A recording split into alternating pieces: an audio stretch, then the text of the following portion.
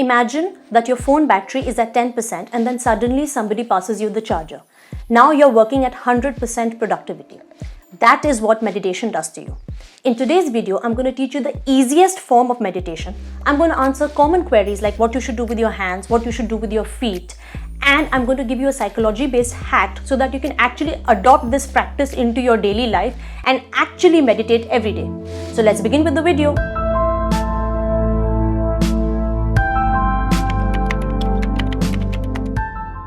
Hi guys, I hope you guys are doing really well. Welcome back to my channel. My name is Akansha, and as you saw from the trailer, I talk about mindset, motivation and manifestation. Today's topic is meditation. Specifically, I'm going to be talking about mindfulness. Why have I chosen this particular form of meditation? Well, if you go on any scientific database like PubMed, so whatever article is researching the benefits of meditation, they usually practice mindfulness. So this is the most commonly taught and the most researched form of meditation. So let us begin with the common queries. So one of the most important questions is, what time should you meditate? See, there's no particular time that you should meditate. But according to yoga, if you meditate early in the morning, then you reap a lot of benefits.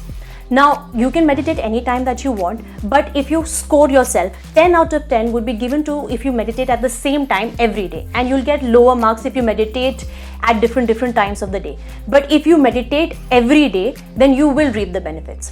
Now, the second question is, where should I meditate? Now, meditation can be done anywhere. You can do it on your desk, you can do it in your bedroom, you can do it in any corner of your house. Technically, people used to meditate in silence and they used to go into the nature. But if you don't have access to nature, you can find a small corner in your house and just meditate there. If you fix a particular corner in your house, your mind starts relating that corner to relaxation and meditation.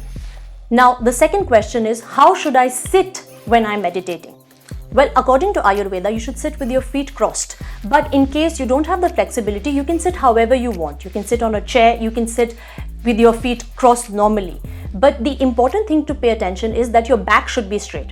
Now, my suggestion is, whenever you're sitting, either sit next to a wall or with your back supported, because during meditation, what happens is you start to collapse. So if you are not supported, this might lead to backache in the future. Now, I would advise you not to meditate on your bed because of two reasons. Number one, if you are meditating early morning and you sit on your bed, you will go back to sleep. Number two, because of the mattress, your lumbar region is not really supported, your legs are elevated, and this creates undue pressure on your back. Now, there are questions that people ask, should I put on some music or should I put on some incense? Now, these are just like garnish. You can put it if you want, but there is really no need for that. Incense is carcinogenic, so I would ask you to avoid it. Carcinogenic means that it causes cancer. Research says that incense causes cancer. I would recommend that you should just simplify your routine. The more additives that you add, the more complex the routine becomes and the more difficult it is for you to actually stick to this routine. Now, let us begin with the meditation technique. So once you've chosen your corner, first, I would recommend you to sit in a comfortable position. Your hands can be in any manner that you want. You can put it in Gyan Mudra, you can put it in palm facing upwards, or you can put it in a cup formation. Actually, your hands are not as important as your arms. Your arms and your shoulders should be relaxed. Your neck should be parallel to the ground, which means that you should not be looking up or looking down. It should be in a relaxed mode. Now, you can keep your eyes closed or you can keep your eyes open. If you are keeping your eyes open, just make sure that your gaze is soft and you're not really concentrating on a particular object, because if you're concentrating on a particular object, the thoughts about these objects, they come into your mind. Now, let us begin with the actual technique. As you know, it's called mindfulness breathing technique. So you must have guessed that you're supposed to focus on your breathing. So as you inhale, just focus on how your body feels with that breath coming in, and focus on how it feels when it's going out. And that's just it. Now, when you begin your meditation, you will notice that certain thoughts will start coming into your mind, like, this is stupid, why am I doing this? These thoughts are actually normal, and it's because your body is resisting meditation. Because like any new form of exercise, it's out of its comfort zone and it doesn't want to meditate. So whenever you notice that these thoughts are coming into your mind, just bring your attention back to your breath. Now, the next question is, how long should I meditate? Now, I would suggest you to put an alarm before you sit to meditate, because once you're in your meditative trance, then your time seems to be very elongated. You don't want that this thought should come up, is the time over, is the time over? So just put an alarm.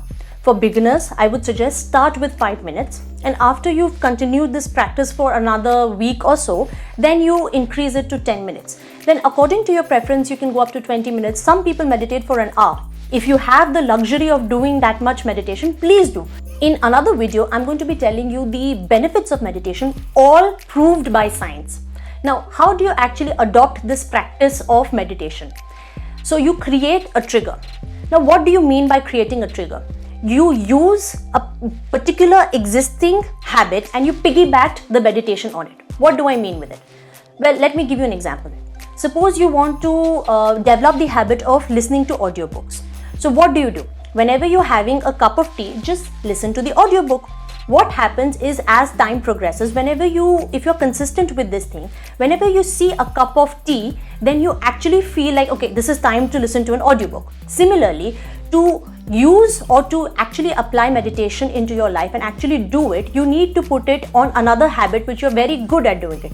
For example, I meditate after I work out. So as soon as I've laid down my yoga mat and I finished my yoga practice and I'm in my restorative last position, then I sit to meditate, because this meditation is going to happen because it's backed on a habit that already exists.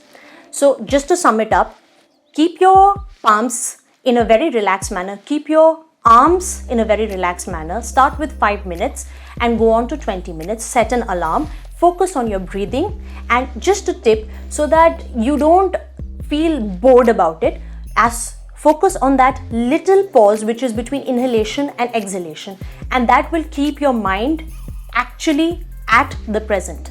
Being mindful will actually help you. That's it, guys. I hope you like this video. If you do, please like it, please subscribe to my channel, and see you in the next video. Bye.